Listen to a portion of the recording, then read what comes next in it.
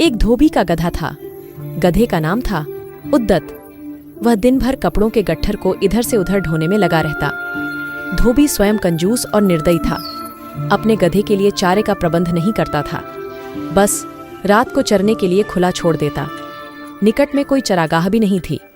शरीर से गधा बहुत दुर्बल हो गया था। एक रात उस गधे की मुलाकात एक गीदड़ से हुई। गीदड़ ने उससे पूछा, कहिए महाशय, आप इतने कमजोर क्यों हैं? गधे ने दुखी स्वर में बताया कि कैसे उसे दिन भर काम करना पड़ता है। खाने को कुछ नहीं दिया जाता। रात को अंधेरे में इधर उधर मुंह मारना पड़ता है। गीदड़ बोला, तो समझो अब आपकी भुखमरी के दिन गए। यहाँ पास में ही एक बड़ा सब्जियों का बाग है। वहाँ तरह तरह की सब्जियाँ उगी हुई हैं।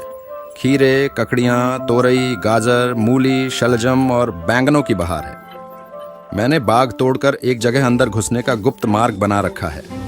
बस वहाँ से हर रात अंदर घुसकर छुपकर खाता हूँ और सेहत बना रहा हूँ। तुम भी मेरे साथ आया करो।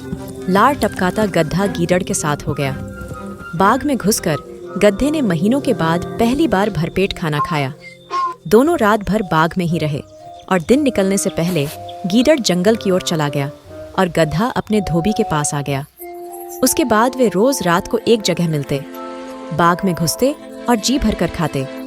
धीरे धीरे गधे का शरीर भरने लगा। उसके बालों में चमक आने लगी और चाल में मस्ती आ गई। वह भुखमरी के दिन बिल्कुल भूल गया। एक रात खूब खाने के बाद गधे की तबीयत अच्छी तरह हरी हो गई। वह झूमने लगा और अपना मुंह ऊपर उठाकर कान फड़फड़ाने लगा। गीदड़ ने चिंतित होकर पूछा, मित्र, ये क्या कर रहे हो? तुम्हारी तबीयत तो ठीक है? गधा आंखें बंद करके मस्त स्वर में बोला, मेरा दिल गाने का कर रहा है। अच्छा भोजन करने के बाद गाना चाहिए। सोच रहा हूँ कि ढेंचू राग गाऊं। गीदड़ ने तुरंत चेतावनी दी, ना ना, ऐसा ना करना गद्दे भाई। गाने वाने का चक्कर मत चलाओ। यह मत भूलो कि हम दोनों यहाँ चोरी कर रहे हैं। मुसीबत को न्योता मत दो। गधे ने टेढ़ी नजर से गीदड़ को देखा और बोला, गीदड़ भाई, तुम जंगली के जंगली रहे। संगीत के बारे में तुम क्या जानो?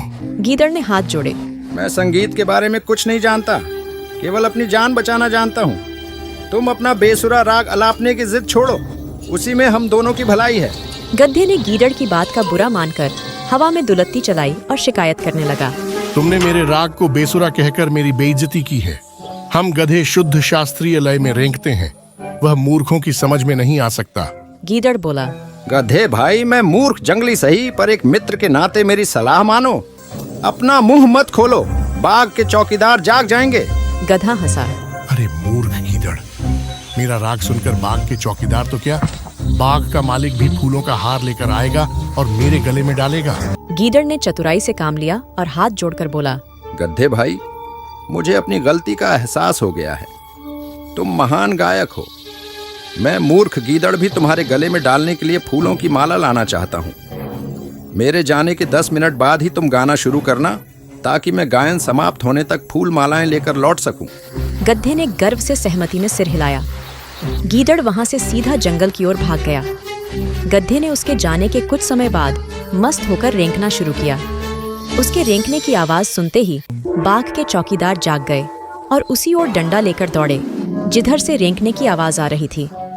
वहां पहुंचते ही गधे को देखकर चौकीदार बोला, यही है वह दुष्ट गधा जो हमारा बाग चर रहा था। बस सारे चौकीदार डंडों के साथ गधे पर बरस पड़े। कुछ ही देर में गधा पिट पिट कर अधमरा गिर पड़ा। सीख: अपने शुभचिंतकों और हितैषियों की नेक सलाह न मानने का परिणाम बुरा होता है।